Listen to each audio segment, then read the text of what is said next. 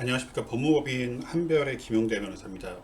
오늘은 그 개인 파산 면책을 받은 후에 채권자가 빠졌을 때 어떻게 대응을 해야 되는지에 대해서 간략하게 알아보도록 하겠습니다. 이제 개인 파산을 신청할 때 채권자 목록을 작성하잖아요. 채권자 목록을 작성할 때 실수로 이제 채권자가 빠지는 경우가 있어요. 왜냐면 워낙 이제 그 채무에 시달리다가 신청하다 보니까 이제 채권 자체가 전전양도돼서 어디로 갔는지도 알 수 없고 이제 본인도 기억을 못하고 이렇게 해서 빠지는 경우가 있는데, 원칙적으로 개인 파산 같은 경우는 이제 포괄적 면책의 효과가 있어요. 면책이 되면은 설사 그 채권자 목록에 기재하지 않은 채무도 면책이 됩니다.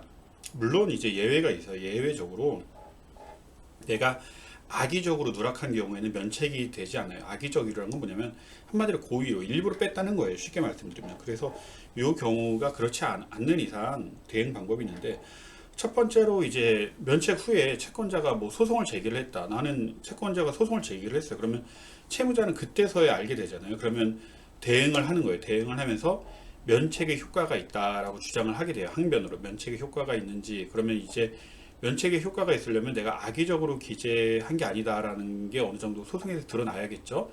입증이 되면은 면책이 되는 거고, 그 외에 이제 채권자가 소송을 제기를 하지 않아. 그럼 내가 선제적으로 면책 확인의 소라는 걸 제기를 할 수가 있어요. 뭐 채권자가 물론 아무것도 안 할 수도 있죠. 근데 내가 이게 면책 이 불안정한 지위에 있어서 내가 이제 면책이 됐다는 걸 확인받고 싶다. 그런 소송을 제기를 할 수가 있어요. 그러면 확인 소송을 제기를 할 수 있고,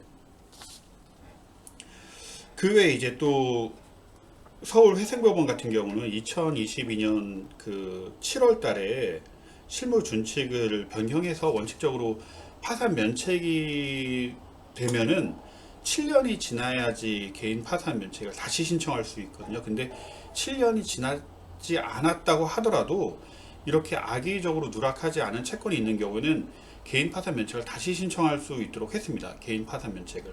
그러면 이제 앞서 같은 경우는 소송이잖아요. 소송. 채권자가 소송을 제기를 했을 때 방어를 한다든지 면책 확인 소송을 제기를 한다든지 그럴 경우는 이제 절차도 복잡하고 비용도 좀 많이 들어요, 솔직히. 근데 이제 7년이 지나지 않았다고 하더라도 파산 면책을 다시 신청할 수 있도록 길을 열어준 거예요. 물론 예외가 있어요. 그 악의적으로 누락한 채권이 아니어야 돼요. 그럴 경우에는 이제 재파산 신청을 하도록 함으로써 결국 파산 면책을 받았다고 하더라도 누락한 채무가 있는 경우 이렇게 대응을 할 수 있도록 길을 열어줬습니다.